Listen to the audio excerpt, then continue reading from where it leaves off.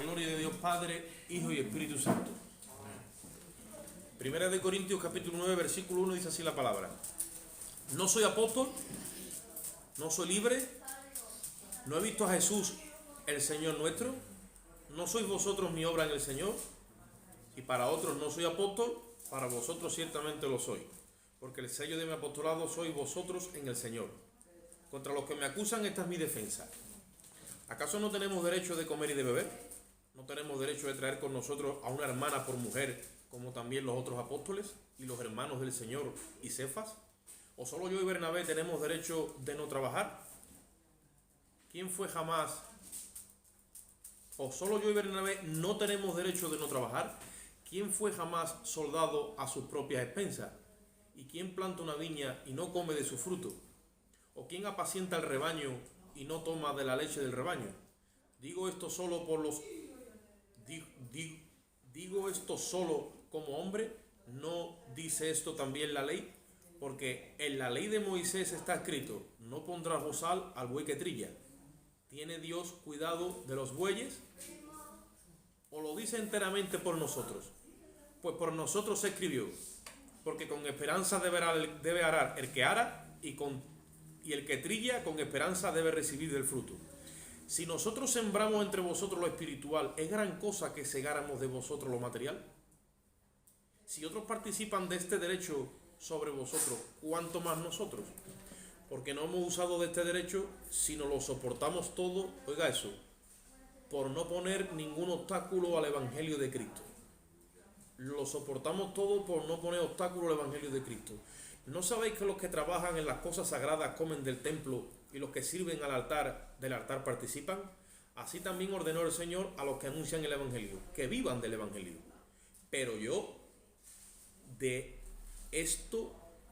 de nada de esto me he aprovechado, ni tampoco he escrito esto para que se haga así conmigo, porque prefiero morir antes que se desvanezca esta mi gloria. Pues si anuncio el Evangelio no tengo de qué gloriarme, porque me es impuesta necesidad. Y ay de mí si no anunciare el Evangelio. Por lo cual, si lo hago de buena voluntad, recompensa tendré. Pero si de mala voluntad, la comisión me ha sido encomendada. ¿Cuál es pues mi galardón? Que predicando el Evangelio presente gratuitamente el Evangelio de Cristo, para no abusar de mi derecho en el Evangelio. Por lo cual, siendo libre de todos, me he hecho siervo de todos, para ganar a mayor número. Me he hecho a los judíos como judío, para ganar a los judíos. A los que están sujetos a la ley, aunque yo no esté sujeto a la ley, evidentemente la de Moisés, como sujeto a la ley, para ganar a los que están sujetos a la ley. Y a los que están sin ley, como si estuviera yo sin ley, no estando sin la ley de Dios, sino la ley de Cristo, para ganar a los que están sin ley. Y me he hecho débil a los débiles para ganar a los débiles. Y a todos me he hecho de todo para que de todos modos salve a algunos. Y esto hago por causa del Evangelio, para hacerme copartícipe de él. ¿No sabéis que los que corren en el estadio todos a la verdad corren? Pues uno solo se lleva el premio. Corred de tal manera que lo obtengáis. Y todo aquel que lucha de todo se abstiene. Ellos a la verdad para recibir una corona corruptible, pero nosotros una incorruptible. Así que yo de esta manera corro, no como a la aventura, y de esta manera peleo, pero no como quien golpea al aire, sino que golpeo mi propio cuerpo y lo pongo en servidumbre, no sea que habiendo sido yo heraldo para otros, yo mismo venga a ser eliminado. Porque no quiero, hermanos, que ignoréis que nuestros padres, oye eso ahora, todos estuvieron bajo la nube, y todos pasaron el mar, y todos en Moisés fueron bautizados en la nube y en el mar, y todos comieron el mismo alimento espiritual, y todos bebieron la misma bebida espiritual, porque bebían de la roca espiritual que los seguía, y la roca era Cristo. Pero de los demás de ellos no se agradó Dios. Y oye esto ahora: por lo cual quedaron postrados en el desierto. Mas estas cosas sucedieron como ejemplo para nosotros, para que no codiciemos cosas malas como ellos codiciaron, ni seáis idólatras como algunos de ellos, según está escrito: se sentó el pueblo a comer y a beber, y se levantó a jugar. Ni forniquemos como algunos de ellos fornicaron, y cayeron en un día 23.000. ni tentemos al Señor como también algunos de ellos le tentaron y perecieron por la serpiente. Ni murmuréis, como algunos de ellos murmuraron y perecieron por el destructor. Estas cosas les acontecieron como ejemplo y están escritas para amonestarnos a nosotros, a quienes han alcanzado los fines de los siglos. Así que el que piense estar firme, mire que no caiga. No os ha sobrevenido ninguna tentación que no sea humana, pero fiel es Dios, que no os dejará ser tentados más de lo que podéis resistir, sino que también, juntamente con la tentación, os dará la salida para que podáis soportar. Por tanto, amados míos, huid de la idolatría. Como a sensatos os hablo, juzgad lo que digo. La copa de bendición que bendecimos no es la comunión de la sangre de Cristo, y el pan que partimos no es la comunión del cuerpo de Cristo. Siendo uno solo el pan, y nosotros con ser muchos somos un cuerpo, pues todos participamos de aquel mismo pan. Mirad a Israel según la carne. Los que comen de los sacrificios no son partícipes del altar. ¿Qué digo pues? ¿Que el ídolo es algo, o que sea algo lo que se sacrifica a los ídolos? Antes digo que lo que los gentiles sacrifican, a los demonios los sacrifican, y no a Dios. Y no quiero que os hagáis partícipes con los demonios. No podéis beber de la copa del Señor y la copa de los demonios. No podéis participar de la mesa del Señor y la mesa de los demonios. O provocaremos a celos al Señor. Somos más fuertes que Él. Bendita su palabra. Amén. Esto es una palabra de amonestación. Es seria. El apóstol Pablo la escribió a la iglesia de Corinto. Y tiene una base que es la siguiente. La iglesia de Corinto se desajustó. Recibieron el Espíritu Santo, todo el mundo recibió dones, empezaron a haber milagros, sanidades, pero no había la madurez suficiente para gestionar todo eso que recibieron. Entonces el apóstol le tiene que escribir y viene ordenando desde el capítulo 1, porque hubieron muchas cosas que pasaron. Pero yo he querido centrarme en esto hoy porque es como que nosotros estamos corriendo una carrera. Ya hemos sido justificados, hemos sido regenerados, se nos ha dado esa nueva naturaleza que es el Espíritu de Cristo en cada uno de nosotros. Y ahora se nos ha dejado aquí. Yo siempre digo que, miremos, si lo lógico es que Dios nos hubiese llevado, porque si ya hemos muerto con Cristo, ¿por aquí qué pintamos? Pero se nos ha dejado aquí, ¿por qué? Porque Dios espera que lo que el cielo ha registrado acerca de nosotros se traduzca en esta naturaleza ahora que tenemos. Somos una versión en 3D, aquí abajo en la tierra, ¿vale?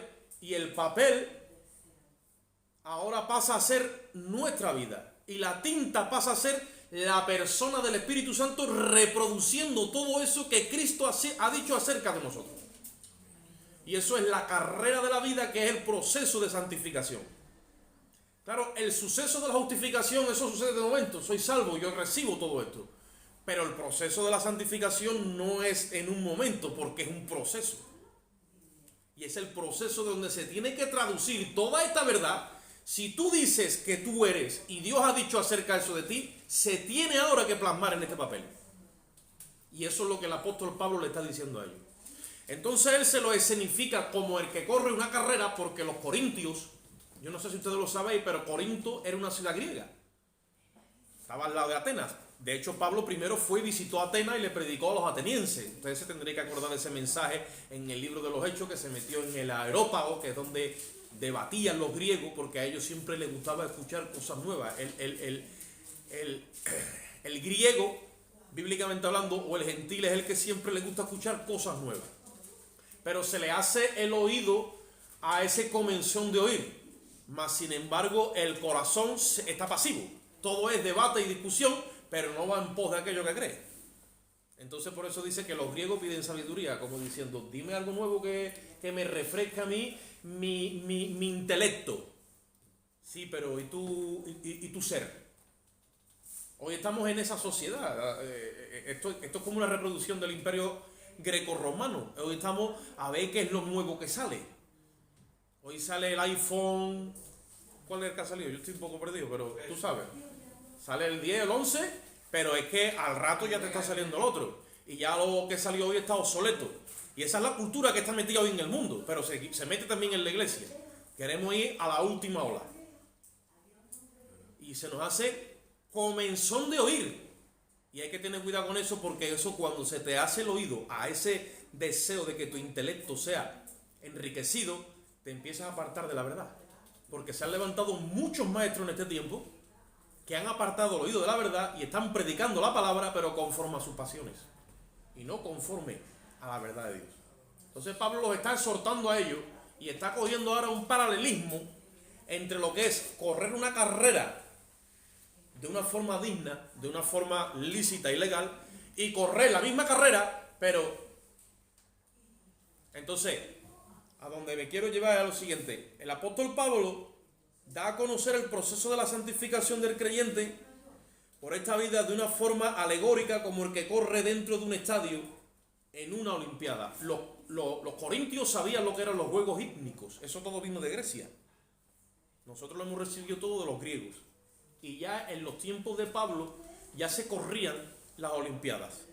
Y al que ganaba le daban una corona corruptible. Ustedes saben que todavía lo hacen, una corona de laurel, ¿vale? Y él le coge como ejemplo esa carrera, ¿vale? Y ahora se pone como ejemplo él corriendo, el apóstol Pablo corriendo la carrera dignamente, y ahora coge al pueblo de Israel, que dice que las cosas que le sucedieron a ellos las dejaron escritas como para amonestarnos a nosotros y como ejemplo que hemos alcanzado los fines de los siglos, y ahora coge y hace una comparativa en cómo él corrió esta carrera, estaba corriendo, y cómo corrió Israel como ejemplo para que nosotros no caigamos en lo que ellos cayeron. Entonces el apóstol Pablo, después de haber dado esa introducción como una alegoría, como el que corre dentro de un estadio, una carrera de olimpiada, él se coge como ejemplo de una forma lícita, legal y digna a su propia persona según el modelo de Cristo. ¿Sabéis cuántas veces dice el apóstol Pablo: sé imitadores de mí como yo lo soy de Cristo? Lo dice como unas 4 o 5 veces. El único apóstol que se atrevió a escribir eso en las epístolas. ¿Sabéis por qué? Porque él le decía a la gente: si tú quieres ver una reproducción y una recreación en vivo del Cristo resucitado, mírame a mí. ¿De dónde le venía el valor a este hombre? Este hombre estaba lleno del Espíritu Santo. Tenía revelación de Jesucristo continuamente. Y ya no la tenía fuera, la tenía dentro. El apóstol Pedro le dijo a Cristo: tú eres el Hijo del Dios viviente, le dijo. Después de haberle preguntado a Cristo a ellos que quién decía la gente que era yo. Y le dijeron: bueno, dicen que tú eres Elías, dicen que tú eres el profeta. Y después les dijo: ¿y ustedes quién decís que soy yo? Y le dijo Pedro: tú eres el Cristo, el Hijo del Dios viviente. ¿Y qué le dice Jesús? Le dice: bienaventurado eres tú, Simón, hijo de Jonás, porque lo que tú acabas de decir, eso no lo ha interpretado tu carne, tú no tienes capacidad de eso, eso te lo ha revelado mi Padre que está en el cielo. Amén. Y la revelación que Pedro trae de Cristo es una revelación externa. Ahí estaba el judío de Nazaret. Pero Pablo no revela a Cristo como lo reveló Pedro. Pablo lo revela dentro de sí. Por eso dice la gente: miradme a mí, porque Cristo está viviendo ahora dentro de mí. Cuando le agradó a Dios, dice Pablo, que me apartó desde el vientre de mi madre, revelar a su Hijo en mí, dice Gálatas 4:4. Entonces ya Pablo está dando una revelación de Cristo desde adentro. ¿Por qué la iglesia no se atreve hoy a decir: mírame a mí, para que veas a Cristo? Porque no estamos atendiendo a la Escritura. Porque la persona del Espíritu Santo nunca va a respaldar aquello que no es legal, que no es lícito y que no es digno. Este hombre es un valiente y se pone como ejemplo. Por eso que yo compartiré la teoría o la doctrina que hay de que Pablo, cuando dice que eres el primer pecador y todo eso, fue recibido de misericordia. Todo eso él lo dice como un ejemplo para entender la misericordia que tuvo con él. Pero Pablo no era un pecador ni andaba en pecado. Pablo era un santo hombre de Dios. Porque Pablo era la réplica de Cristo resucitado andando por toda la Asia Menor. Y él dice: yo me cojo como ejemplo, y ahora os voy a decir una cosa, le dice. Yo sé los derechos que tengo como apóstol. Yo como apóstol tengo derecho a tener una hermana como mi señora y como mi esposa. Como los hermanos del Señor, le dice, porque Jesucristo en la carne tuvo más hermanos que después fueron apóstoles de Cristo y estuvieron como líderes en la obra. Y los menciona. está Jacobo, que es el hermano del Señor, está Judas, que es el que escribe la epístola de Judas, y Cefas, que es Pedro. Dice, ¿acaso ustedes no sabéis? O sea, creían los corintios que Pablo era como un poco boborón, un poco que estaba como despistado en estos vídeos. Y una cosa, yo sé los derechos que tengo como un apóstol. Y yo sé que tengo derecho a tener una hermana por esposa. Pero hasta de eso he prescindido para no ser obstáculo al evangelio, ni serle carga a nadie. El que tiene ya formado una familia, pues... Dice, y yo sé lo que el Señor escribió a través de Moisés cuando dijo, no pondrás bozal al buey que trilla. Y le pregunta a los corintios, ¿ustedes se creen que estaba Dios hablando de los bueyes? Mira la revelación que tenía de la Torá de Moisés. Dice, no lo escribieron por los bueyes, lo escribieron por nosotros, dice. Eso dice el apóstol Pablo. Pablo conocía la ley así porque fue criado a los pies de Gamaliel. Y muchas veces decimos, no, la ley. Pablo cuando se para dice, de la ley sé yo. Yo sí que sé de la ley. Pero una cosa estoy haciendo. He prescindido de formar una familia. No ando siéndole gravoso a nadie, ni diciéndole que me tiene que sustentar porque yo predico el evangelio, sino que si hace falta me voy a trabajar también. Y que ustedes sepáis que esta sea mi gloria. ¿Cuál? Que os he presentado el evangelio a todos gratuitamente para que luego no tengáis excusa ninguna. Y les dice a ellos, ¿queréis saber cómo se corre la carrera? Así se corre la carrera. ¿Por qué? Dice, porque todos los que corren en el estadio, todos los que corren a la verdad. Pero el que quiere correr legítimamente, dice, de todo se abstiene. ¿Por qué? Porque tiene puesta la mirada en el galardón. Cuando nosotros no estamos corriendo legítimamente es porque todavía en nuestro corazón hay unas prioridades que le pertenecen a la naturaleza caída, adámica y a nuestra carne que queremos que estén ahí. Y somos nosotros los que tenemos que sacar esas cosas de nuestro camino por amor al evangelio y a la verdad. Porque él era judío, pero Dios lo sacó del judaísmo y dice, pero por amor a los judíos yo me hago a ellos. Que es cuando muchos se confunden. Pablo no andaba practicando la Torá ni diciendo que entraban... No. Es por ganar a los judíos para Cristo. Ahora dice, por amor a los gentiles, ¿qué hago? Digo, me hago también gentil. Y por amor a los débiles, me hago débil. Y por amor a los fuertes, me hago fuerte. Dice, ¿contad de qué? Dice, con hacerme copartícipe del evangelio. Ahora está haciendo una comparativa con el pueblo de Israel cuando salió de Egipto y por sus jornadas este pueblo tendría que haber corrido una carrera de una forma lícita y digna y en 13 jornadas haber llegado a la tierra de Canaán. Pero como no lo hicieron ni de una forma digna, ni lícita, ni leal, se cogieron 40 años. Un proceso que podía haber durado 13 días se prolongó en el tiempo 40 años. Y eso es lo que él está explicando aquí. Entonces Pablo hace una defensa de su apostolado. Habla de la negación de tener una esposa, rehúsa del derecho de no trabajar para no ser obstáculo al evangelio. Y dice que esa será su gloria. ¿Por qué? Porque presentó gratuitamente el evangelio. Revela que le impusieron la predicación como una necesidad. Y ahí es donde tú tienes que hacer ahora un poco de énfasis en tu vida. Muchas veces estás centrado en ti y no te sientes saciado.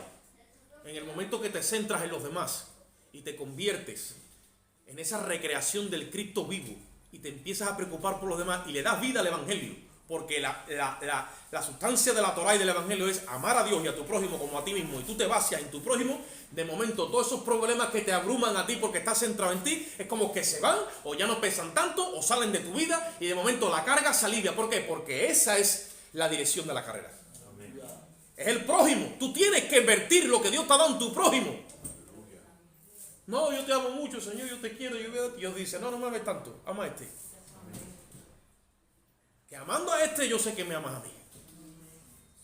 El que dice que ama a Dios, al que no ve, ustedes saben ya por dónde voy, ¿no? Pero no puede amar a su hermano al que ve. ¿Qué dice? El tal no ha conocido a Dios. Dice que el que permanece en él, dice Juan, y dice que está en él, dice, debe andar como él anduvo. Entonces,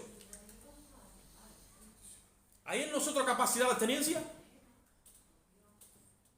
Cuando andábamos en pecado, había una ley que nos gobernaba, es la ley del pecado y de la muerte. Estaba injertada en nuestros miembros, a causa del cuerpo pecaminoso carnal que nos invadía, ese espíritu inmundo que por ley nos mandaba a hacer lo malo. Y cada uno de nosotros tiene que tener también su pequeña experiencia en eso. Yo he contado muchas veces y siempre lo he compartido, que hubo un momento en mi vida donde yo dije, yo no puedo estar así. Antes de caer bien a fondo, yo ya estaba peleando con con el pecado en sí. Yo no lo llamaba pecado, pero yo decía, esta vida esto me tiene a mí mal. Porque yo salía un fin de semana, por poner un ejemplo, ¿no? Y yo decía, voy a ir tranquilito. Pero cuando llegaba el lunes y estaba yo con la cara que tenía, todo desfasado, yo decía, esto no puede ser. Es que esto no puede ser. Y ya me lo planteaba, me lo proponía yo mismo en mi fuerza. Claro, me pegaba un fin de semana sin salir, y 2, y 3, y 4, y 5.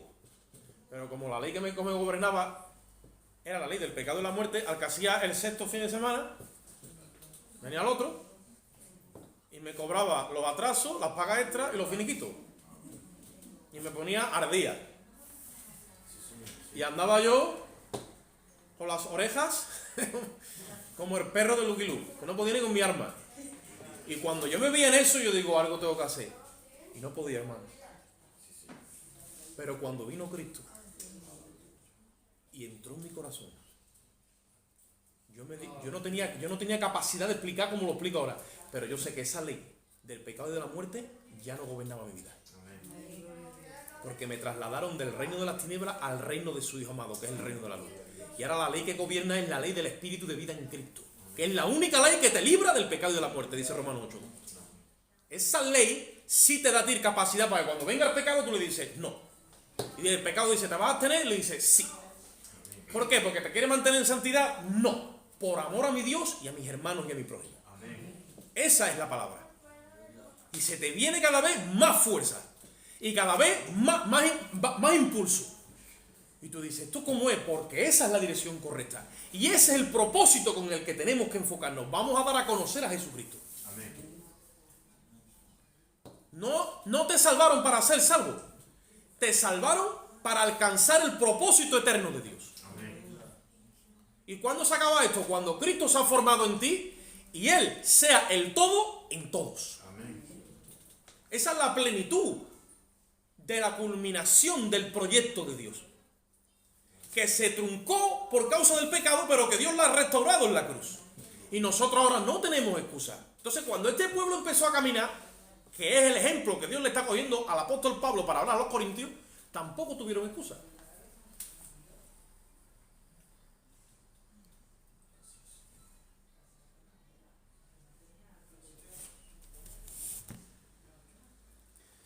No, es que la carne, que mira que como estamos, ese es Israel.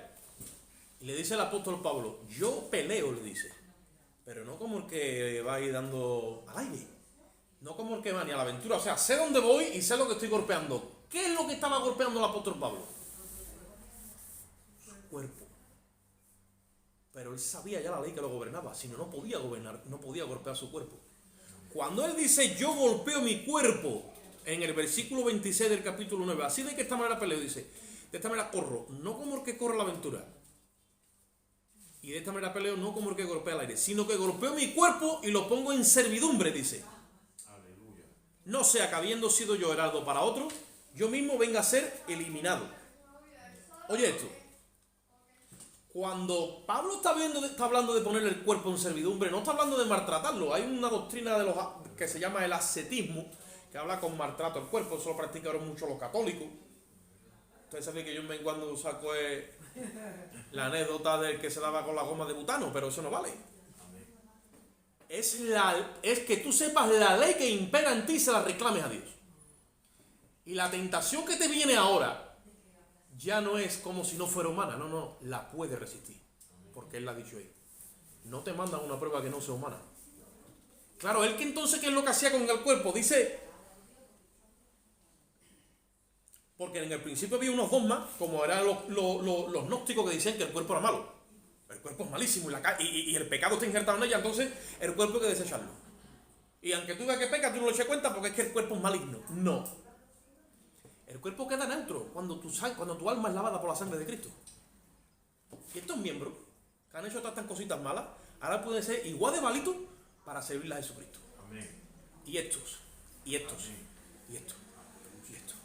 Todo el cuerpo lo ponía en servidumbre. Y ahora os voy a decir lo que Pablo estaba hablando cuando dice que lo golpeaba y lo ponía en servidumbre. Lo que estaba hablando es Como cuando se cogía un cautivo en una guerra, habiendo vencido, como el que tiene un cautivo vencido, se lo llevaba a fin de que nos sirva como esclavo a la causa del cumplimiento. Y cuando en la guerra se cogían cautivos y rehenes, se los llevaban y los hacían que les sirvieran a ellos y se los llevaban para la causa que tenía el ejército. Pues dice, el cuerpo ahora, lo que nadie ha podido conseguir antes nunca, por causa de los méritos de Cristo, el cuerpo ahora se queda neutro. Y como el que se lleva un esclavo cautivo, le dice, tú ahora me vas a servir a la causa y yo a ti te voy a usar para los designios de Dios. Amén. Y dice que lo sometía. Por eso dice Romanos capítulo 12 que tenemos una deuda, dice, pero no con la carne, sino con el espíritu. ¿Y cómo lo dice? Dice, si hacéis morir las obras de la carne, entonces vaya a vivir. Porque el primer fruto de la santificación es que tengo poder dado por Dios para hacer morir las obras de la carne. Y esa naturaleza está en nosotros, la nueva naturaleza. Por eso Pablo quiere todo el tiempo coger a través de las epístolas a la iglesia y decirle, céntrate en la nueva naturaleza que te he dado. Que la antigua se va a deshacer poco a poco, que está viciada, que el viejo hombre está viciado y corrompido conforme a su hecho. Vístete del nuevo, que ahora se te ha dado poder para que puedas hacer eso.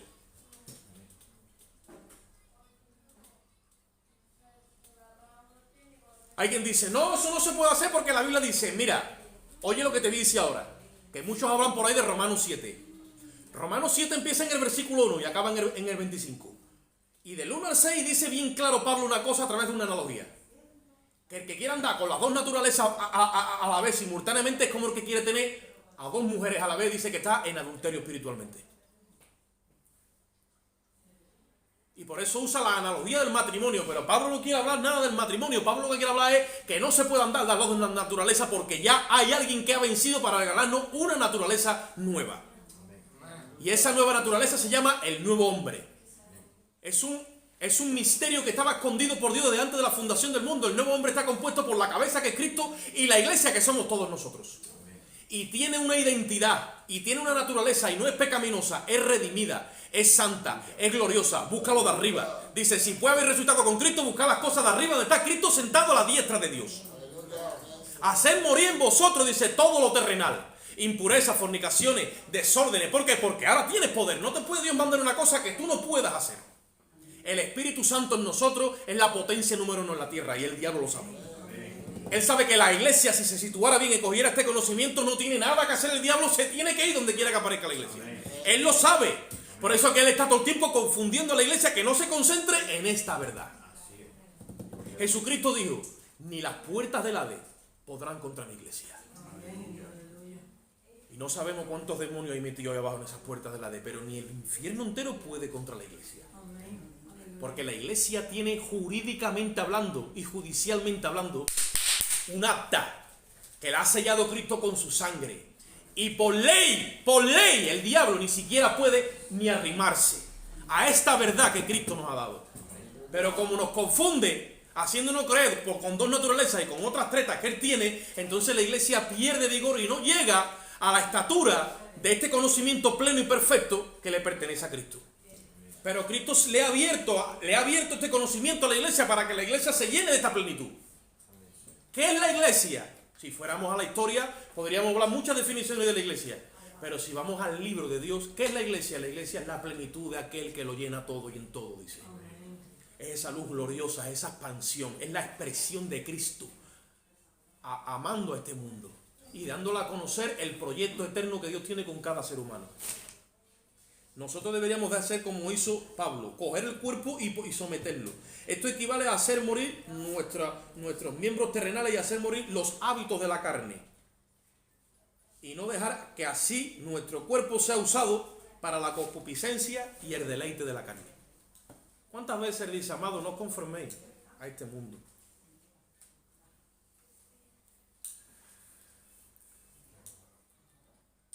Y pelear contra los deseos que batallan contra vuestro alma.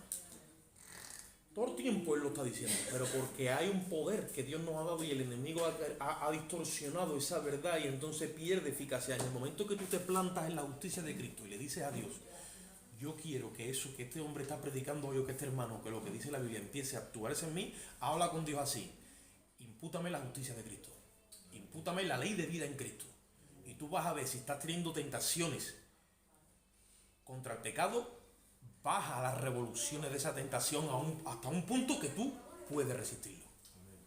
Porque someterse a Dios significa someterse a la ley perfecta. La Biblia dice, someteos pues a Dios, resistid al diablo y de vosotros huirá. Cuando yo me someto a la verdad de Dios, tengo poder para resistirlo. Si no ando en esta verdad porque me falta conocimiento, no puedo resistirlo. Y hay muchos que dicen, no, es que no vas a poder porque está escrito que... No, ten cuidado con esas versiones. Porque eso está contaminando el cuerpo. Dice el apóstol Pablo, esta gente que salieron de Egipto, os voy a decir una cosa, dice, todos, mira cómo Dios es de inclusivo, porque parece que Dios hace acepción de personas, dice, todos estuvieron bajo la nube. Y todos pasaron el mar. Y todos en Moisés fueron bautizados en la nube y en el mar. Y todos comieron del mismo alimento espiritual. Dice, y todos bebieron la misma bebida espiritual. Estaban todos dotados con la experiencia de ver un mar que se abre enfrente de ellos, de pasar cerca de 2-3 millones de personas, que es lo que es el cálculo que se hace, y dice la Biblia que las paredes, que las paredes de agua que se abrieron, ellos la veían, y dice que se abrió como pared, y pasó el pueblo entero y fue bautizado en el mar. Y Pablo está diciendo, eso que ellos pasaron y vivieron es suficiente para saber que el Dios que le estaba dando esa libertad iba a estar con ellos toda la travesía. Porque fueron bautizados todos en el mar. Y en el recorrido vieron como la nube se paraba y les daba el aire acondicionado y los protegía del sol. Y en la noche la columna de nube los guiaba. Y todos vieron aquello, dice. Y dice que todos bebían de la misma roca espiritual que los seguía. Porque dice, porque la roca era Cristo. Usted sabe que Moisés una vez le habló a la roca y dio agua, pero otra vez, enfadado, le dio un palazo. Y hirió la roca. ¿Vale? Que es símbolo de la ley, ¿no? La ley demanda santidad, la ley demanda justicia, como ninguno de nosotros la podemos hacer. La ley hirió al único que tenía santidad y justicia en sí mismo, que es Cristo. Entonces, cuando la hiere, de él sale la vida y de él nos alimentamos nosotros. Por eso él es la roca espiritual que lo seguía. Yo no sé si hubo una roca por todo el desierto que lo siguió. Pablo dice que sí, puede ser. Pero dice, todos vieron aquellas señales. ¿Y ahora qué pasa? Dice, versículo 5, dice, pero de los más de ellos no se agradó a Dios, por lo cual quedaron postrados en el desierto. Voy a hacer una pregunta, pero no me la puedes responder porque esto es una predicación. Y tú tienes que callarte, yo soy el que habla. ¿Tienes tu revelación de lo que ha pasado en la cruz en favor de tu vida? ¿Tienes revelación de lo que ha pasado en la cruz en favor de tu vida? Esto es por revelación. Revelación es que se descorre la cortina y se vuelve a descorrer, tú vas entrando. Te tienes que ir metiendo, el Señor va quitando ese velo, porque eso es lo que hace que tú avances. Cuando te conviertes al Señor, el velo es descorrido y tú vas entrando a la profundidad de Dios. Cuando no hay revelación de la cruz, entonces estamos como los judíos en el desierto. Cuando hay revelación de la cruz, entonces estamos como Pablo. Que si me tengo que meter en un rincón del terrado y comerme un cacho de pan y un poquito de agua y servirle a los hermanos, lo hago por amor a Dios y por amor al prójimo. Y de todo más tengo, porque tengo puesta mi mirada, ¿qué? Dice, en el galardón. Él sabía que esto era una carrera. Y ustedes saben que cuando Pablo fue a ser sacrificado, él se lo dice a Timoteo en una de sus epístolas, porque a Pablo lo mataron en Roma.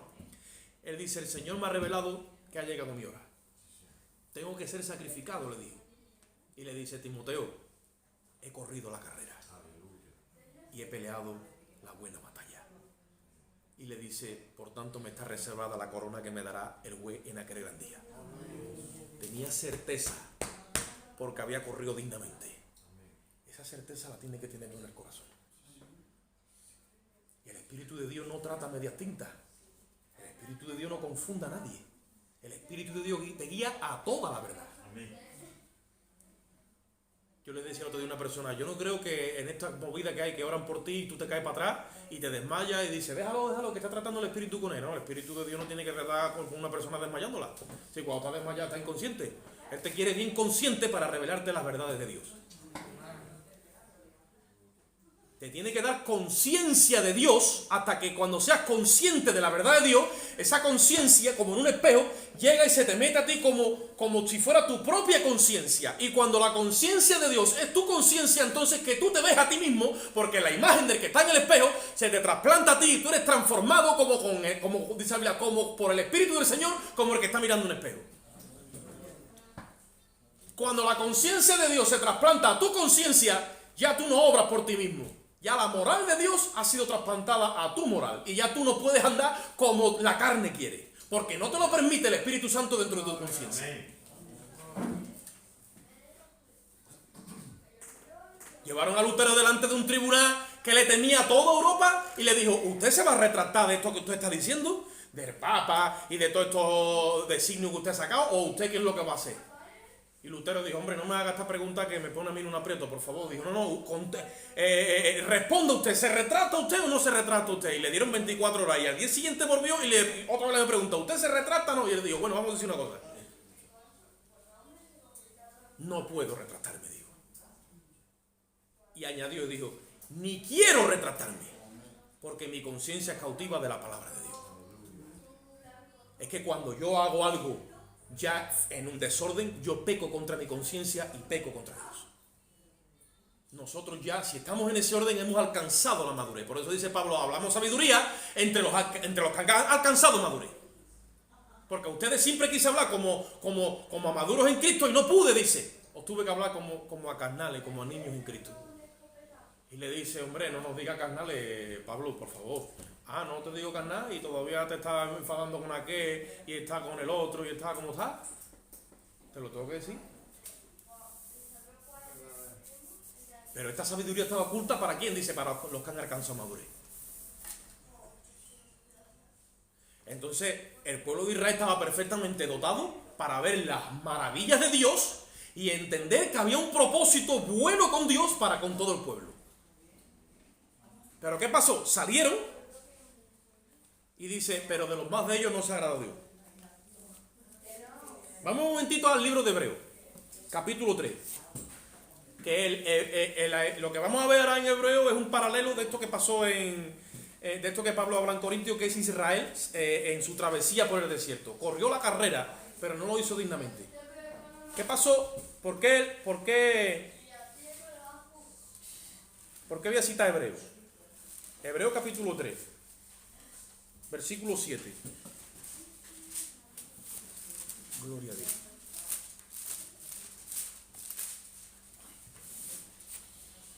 Dice en el versículo 7, Hebreos 3:7. Leo, dice, por lo cual, como dice el Espíritu Santo, si oyereis su voz, no endurezcáis vuestros corazones como en la provocación, en el día de la tentación en el desierto, donde me tentaron vuestros padres, me probaron y vieron mis obras 40 años. A causa de lo cual me disgusté contra esa generación y dije, siempre andan vagando en su corazón y no han conocido mis caminos. Por lo tanto, juré en mi ira, no entrarán en mi reposo. Mirad, hermanos míos, que no haya en ninguno de nosotros corazón malo de incredulidad para apartarse del Dios vivo, antes exhortaos los unos a los otros cada día, entre tanto que se dice hoy, para que ninguno de vosotros se endurezca por el engaño del pecado. Amén. Le está diciendo Dios al pueblo, le está diciendo el escritor de los hebreos a los hebreos, que lo que pasó en Israel es que el pueblo con su conducta y con su actitud acabó tentando a Dios. Y lo provocaron. Si nos vamos a Corintios, dice, no seis idólatras como ellos fueron idólatras. Dice, pero esta gente, ¿qué pasa? ¿Que fueron idólatras, güey? ¿Qué pasó cuando Moisés se subió al monte por la ley? Y dice, bueno, Aarón, aquí Moisés no aparece, cualquiera sabe lo que ha pasado con Moisés, esto no puede ser, aquí hay que hacerse ya unos líderes o que ve. Y cuando Aarón se vino a dar cuenta, ya han hecho 2 becerros de oro. Y adorando al becerro, pues dice, esta gente nos han librado de Egipto.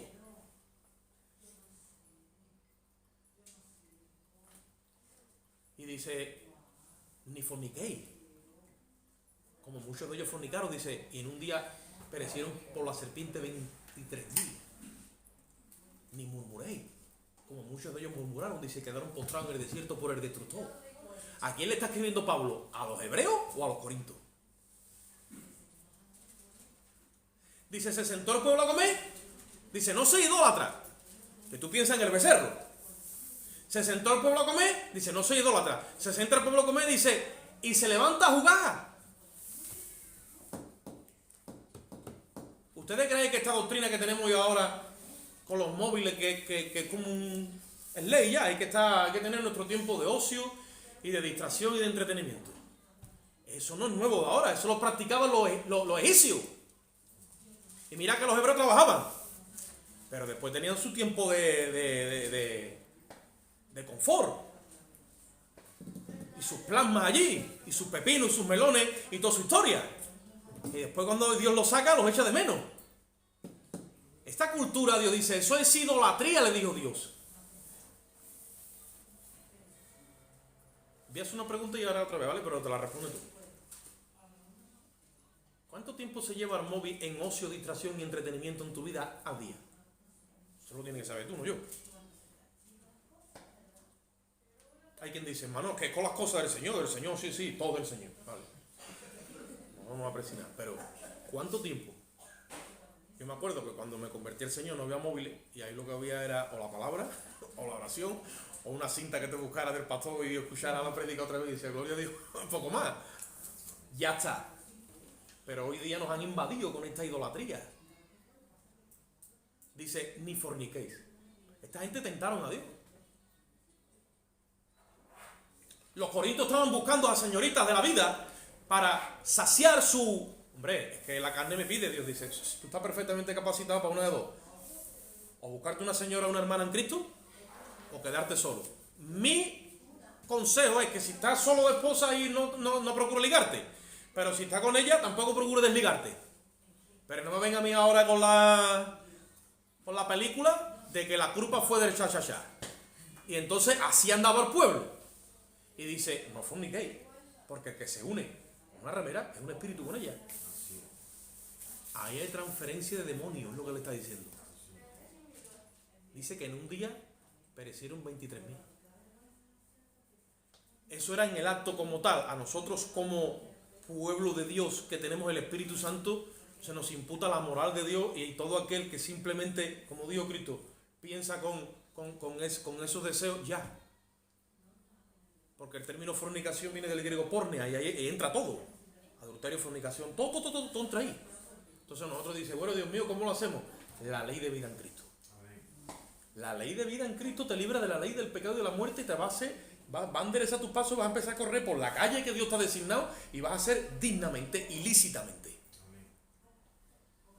Dice el escritor de Hebreo, despojémonos de todo peso y ¿qué más? Dice, y del pecado que nos asedia. ¿Por qué te asedia? Porque cuando tú te desprendas de eso, dice, y corramos la carrera que tenemos por delante, puesto los ojos en Jesús, el autor y el consumador de la fe. Aquí en Hebreo, ¿qué pasa? Dice, me tentaron. Y dice que Dios cuando lo provocaron, ¿qué pasa? Dios se airó. ¿Ustedes saben que Dios se aira? Y la ira de Dios no es como nosotros la entendemos. La ira de Dios es santa, porque trae justicia. Y dice, y juré en mi ira, que cualquiera puede decir, claro, juró enfadado. Y eso porque nosotros en caliente no debemos tomar decisiones, porque nosotros somos falibles, pero Él es infalible. Él toma una decisión en caliente y es lo mismo que si la toma en frío. Dice, juró en su ira, dice, no entrarán en mi reposo. Dice, porque este es pueblo que divaga de corazón y no han conocido mi camino. Ahora aprende esto hoy. Israel, aunque estuvo 40 años en el desierto y en 13 días podía haber llegado al sitio, Israel no divagó en el desierto. Israel divagó en su corazón. Y os voy a decir por qué. Por el engaño del pecado. Ahí te lo revela. El pecado engaña. Y el pecado solamente se paraliza con la ley de vida en Cristo. Si no, el pecado te engaña. Si no, el pecado te engaña. Hay 3 engaños. El de Satanás, el del pecado y el del corazón. Y salían. Como tú no dejes, por eso tú sigues, si sigues leyendo, dice, porque la palabra de Dios es viva y eficaz. ¿Qué dice? Que cuando penetra, separa tu alma de tu espíritu. Es como una luz que está ahí metida y parte el alma del espíritu y no deja que se meta el engaño y continuamente está revolviéndose y te tiene a ti en vigilancia completa. Porque la palabra de Dios es espíritu y es una luz que se te mete por dentro y mantiene tus ojos limpios. Pero no esto, los del entendimiento. Y cuando tus ojos son limpios, todo tu cuerpo está lleno de luz. Pero cuando tu ojo es maligno, entonces en el cuerpo hay tinieblas. Y tú tienes que analizar por el espíritu que la palabra de Dios sea viva y eficaz en ti, moviéndose. Es como un faro, es como un vigilante, es como un atalaya, está todo el tiempo moviéndose. Y no deja que el pecado tome tregua en ti para que te engañe. Porque cuando el pecado te engaña, y oye lo que te dice ahora, entra la incredulidad. Y Satanás es un experto en trabajar todas estas artimañas. Empieza con el desánimo y el desaliento, que eso muchos lo tienen depresión. Y después del desánimo y del desaliento, que ya viene la depresión, ¿vale? Después llega la apatía y la indiferencia, hasta que te lleva a la incredulidad. Y tú estás diciendo, gloria a Dios, amén, aleluya, el Señor, y tú estás en incredulidad. ¿Cómo puede ser que yo esté diciendo, gloria a Dios, aleluya, el Señor, yo estoy en incredulidad? Mira Israel, el engaño del corazón. Se sobreentiende que un incrédulo tiene que andar en incredulidad, pero que un creyente ande en incredulidad, eso no se puede sobreentender, ahí ha pasado algo. Se tiene que traducir, como hemos dicho al principio, lo que Dios ha hecho en el cielo y queda registrado de nosotros, que es la vida de Cristo, que es pura y santa, reemplazando la nuestra, porque dice la Biblia que nos ha presentado delante del Padre santos, irreprochables y sin mancha. Esa verdad se tiene ahora que palpar aquí, en este 3D. Y yo me tengo que analizar continuamente. ¿Qué hay? Opresión, depresión, apatía, desaliento, desánimo. Yo tengo poder en mi autoridad delante de Dios para que todo eso salga de mi vida. La tentación cuando viene podrá venir, pero yo estoy capacitado para resistirla si estoy sometido a Dios. Y no es infrahumana, no, es humana. Y Dios en la tentación y en la prueba me va a dar juntamente la salida para que pueda resistirla. Amén. Eso es lo que hemos leído. Ahora, este pueblo no entendió nada de eso. Y yo os voy a llevar un momentito, para acabar hoy, al libro de Números. Para que veamos la escena en sí, de cómo, de toda una generación, solamente 2 familias llegaron a Canaán. 2 familias, la familia de, ustedes lo sabéis, ¿no?, de Josué y la familia de Caleb. Capítulo 14 del libro de Números.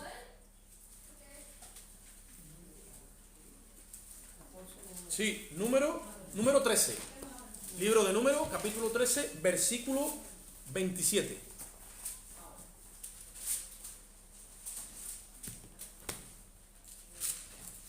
Número 13, 27.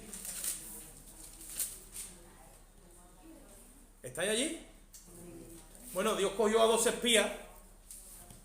Uno de cada tribu los mandó, ustedes ya sabéis más o menos, para no hacer muy largo, para no extender más tiempo. Y en el versículo 27 dice, y les contaron diciendo, ya habían ido a la tierra de Canaán y ahora habían vuelto, y este es el informe que le están dando a Moisés. Los 2 espías. Dice, y les contaron diciendo, nosotros llegamos a la tierra a la cual nos enviaste, de la que ciertamente fluye leche y miel, y este es el fruto de ella. Ahí le entregaron, al parecer, los frutos. Dice, mas el pueblo que habita en ella es fuerte, y las ciudades muy grandes y fortificadas. Y también vimos allí a los hijos de Anac. Mira cómo ellos con lo que se quedaron. 12 personas vieron lo mismo, pero 12 personas no cuentan lo mismo. Porque había 2 que lo estaban viendo bajo los beneficios del nuevo pacto. Dice la Biblia que nuestras armas no son carnales, sino poderosas en Dios para la destrucción de fortalezas, dice. Y de todo argumento que se levanta contra la altivez de Jesucristo, llevarlo cautivo a la obediencia. Amén. ¿Qué dice esta gente que vieron? Fortalezas. Cuando tú ves el problema más grande que a Cristo, que es lo normal con los ojos de la carne, todavía te está faltando a ti revelación de lo que ha pasado en la cruz. Pero cuando Dios te da revelación de lo que ha pasado en la cruz, llega un momento que tú a Cristo lo ves más grande que el problema. Solamente habían madurado Josué y Caleb. Y dice en el versículo 29, Amalek habita el Negueb y el eteo, el jebuseo, el amorreo habitan en el norte, y el cananeo habita junto al mar y a la ribera del Jordán. Entonces Caleb hizo callar al pueblo delante de Moisés y dijo: subamos luego y tomemos posesión de ella, porque más podremos nosotros que ellos. Mas los varones que subieron con él dijeron: no podremos subir contra aquel pueblo, porque es más fuerte que nosotros. Y hablaron mal entre los hijos de Israel de la tierra que habían reconocido, diciendo: la tierra por donde hemos pasado a reconocer la tierra que traga a sus moradores, y todo el pueblo que vimos en medio de ella son hombres de grande estatura. Y también vimos allí gigantes, los hijos de Aná, la raza de los gigantes, y éramos nosotros, como nuestro parecer, como langosta, y así les parecíamos a ellos. ¿Cuántas veces entre nosotros no se oyen esos comentarios? Lo terrible que es el problema, ¿eh? Y esto es terrible, ¿eh? Que tú no sabes todavía lo que yo tengo, es que tú no sabes, y para allá, ¿Sí? ¿Seguro? ¿Y lo grande que es Cristo? No podemos decirlo, porque esas cosas nos han tomado terreno en nuestra mente y no podemos decir otra cosa. Así estaban esta gente. Y dice que cogió y Caleb y hizo callar al pueblo y dice: no vayas tú aquí a engañar a todo el mundo y hacernos creer que nos vamos a lanzar a la victoria con la capa, que te va a poner tú la capa y que tú eres aquí, porque esto no hay esto está cerrado, aquí ni nada que hacer, Moisés. ¿Qué pasa con nosotros? Mira lo que dice en el versículo 14, dice: entonces toda la congregación gritó y dio voces. Oye esto. Y el pueblo lloró aquella noche. Anda. Como diciendo: ¿a qué convence este Moisés? Y dice: y se quejaron contra Moisés, contra Aarón y todos los hijos de Israel. Y les dijo a toda la multitud: ojalá muriésemos en esta tierra de Egipto, y en el desierto ojalá muriésemos. ¿Por qué nos trae Jehová a esta tierra para hacer caer a espada a nuestras mujeres y nuestros hijos sean presas? ¿No nos sería mejor volvernos a Egipto? Se decían el uno al otro: designemos un capitán y volvámonos a Egipto. Mira, hermano, cómo estaba el corazón de esta gente. Y mis hijos, y las mujeres, y no tenían perspectiva ni visión ninguna de lo que Dios estaba haciendo. Estaban dudando y claudicando de Dios, de Moisés, de Aarón y de todo el mundo. Entonces Moisés y Aarón se postraron sobre su rostro, versículo 5, delante de toda la multitud de la congregación de los hijos de Israel, y Josué, hijo de Nun, y Caleb, hijo de Jefone, que eran de los que habían reconocido la tierra, rompieron sus vestidos. Y hablaron a toda la congregación de los hijos de Israel, diciendo: la tierra por donde pasamos para reconocerla es tierra en gran manera buena. Estaban viendo con los ojos del Espíritu el proyecto de Dios. Y dijeron: la tierra a la que nosotros hemos ido es tierra buena. ¿Cómo es posible que haya entre mismos testigos esa confrontación de lo que vieron y de lo que y la panorámica que les traiga Moisés? Eso es lo mismo que pasó entre los judíos y la panorámica que tiene el apóstol Pablo en la carrera de la santificación. Igual. No podemos, no, el pecado no pelee contra él, porque el pecado no hay nada que hacer. ¿Sabes lo que te digo? Cuando te coge y no te suelta. Y déjate llevar porque no hay otra. No, y la enfermedad, no, hermano, es que la enfermedad no podemos, porque bueno, ¿dónde está? Venga, hay que ir a los médicos.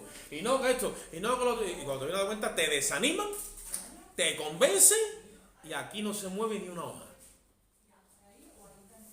Después los cultos, ¿cómo son? Seco, vacío, apático, y el cachito que te falta por coger de depresión la coge allí. Dice, versículo 8: si Jehová se agradare de nosotros, él nos llevará a esta tierra y nos la entregará, porque es la tierra que fluye leche y miel. Por tanto, no seáis rebelde contra Jehová, ni temáis al pueblo de esta tierra, porque nosotros los comeremos como pan. Dice, mira lo que dice ahí: porque su amparo se ha apartado de ellos, y con nosotros está Jehová, y no lo temáis. Entonces toda la multitud habló de apedrearlo. Oye esto: pero la gloria de Jehová se mostró en el tabernáculo de reunión a todos los hijos de Israel. Y Jehová dijo a Moisés: ¿hasta cuándo me ha de irritar este pueblo? ¿Y cuándo creerán con todas las señales que he hecho en medio de ellos? Yo los heriré con mortandad y los destruiré. A ti te pondré sobre gente más grande y más fuerte que ellos. provocaron a Dios, hermano. Y si sigues leyendo te vas a dar cuenta que Moisés le dice, no haga eso, por favor, Señor. ¿Qué van a decir la gente? ¿Que tú has matado a tu propio pueblo?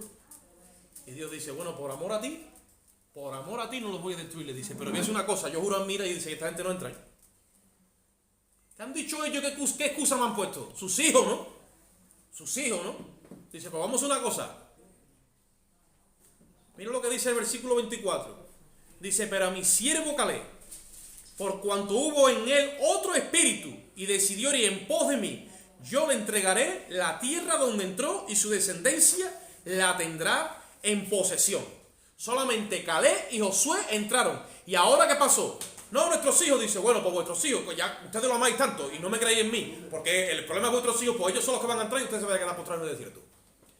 Y toda aquella generación tuvo 40 años dando vuelta en el desierto hasta que murió. De los 20 años arriba, murieron todos los que salieron de Egipto y entraron 2 familias simplemente que vieron toda la gloria de Dios en la tierra de Canaán con los que nacieron de nuevo allí. Porque el problema es, no, es que mis hijos, dice que le dijeron. Ustedes saben que ahí no hay nadie que quiera más a los hijos que un español. Nosotros decimos, el hambre que yo pasaba lo vamos a mis hijos. Mientras que yo esté aquí, a ellos no les falta nada. Y mientras que, bueno, yo doy la vida por mis hijos. Eso es nuestro. Y la vida por Jehová, ¿quién la da en esta hora? ¿Quién da la vida por Jehová? Porque Dios sabe lo que da la vida por su hijo. Dios sabe lo que da su hijo por nosotros. Y Dios sabe lo que es del hijo. Pero ¿y el proyecto de Dios? ¿A dónde está? ¿A dónde ha quedado? ¿Dónde ha quedado el proyecto de Dios? ¿Queremos que Dios use nuestras manos? Sí, vamos a ponerlas al servicio de Dios. Dios las va a limpiar. ¿Queremos que use nuestros ojos? Sí, vamos a ponerlos al servicio de Dios. Dios la va a chapolir. ¿Queremos que Dios use nuestra mente? Sí, Él la va a reemplazar por la mente de Cristo. ¿Queremos que Dios use nuestros oídos? Sí, Él los va a cuidar. Dice la Biblia que las malas conversaciones corrompen las buenas costumbres. Hay que ir apartándose, como nos vaya dirigiendo el Espíritu. Pero correr la carrera dignamente. Y que cuando llegue el día podamos decir como el apóstol Pablo, he corrido la carrera y he peleado la buena batalla. Y en aquel día el juez justo dice, me dará el galardón. Sabéis que es digno y es glorioso y no hay nada más leal que pelear por el galardón que Dios nos ha reservado.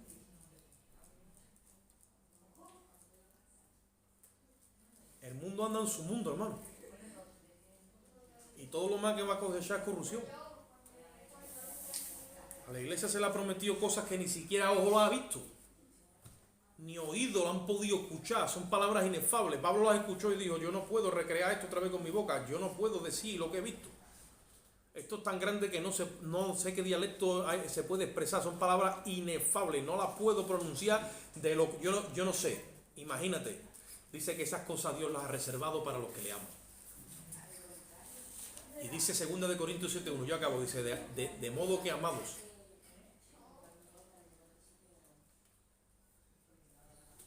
Voy allí porque para no hablar otra cosa. Puesto que tenemos tales promesas, dice, limpiémonos de toda contaminación, de carne y de espíritu, perfeccionando la santidad en el temor a Dios. Vamos a hacer una oración y vamos a orar por algún hermano que esté enfermo que quiere buscar la sanidad en esta mañana. Padre, te damos gracias en esta bendita hora, Señor, y dejamos este mensaje en tus manos, Dios mío.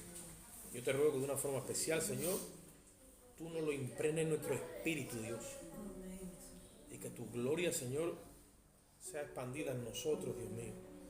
Que podamos, Dios mío, darte gloria y honra como lo hizo la familia de Josué y de Caleb. Aparte de nosotros toda incredulidad. Aparte de nosotros, Dios mío, toda apatía, toda indiferencia, Señor, todo desánimo y todo desaliento, Padre. No queremos ser de los que te provocan, queremos ser de los que te agradan, Señor. Trata tú con nosotros, Dios mío, de una forma real y profunda en esta hora, Padre. En el bendito nombre de Jesús te lo pedimos, Señor. Amén y amén.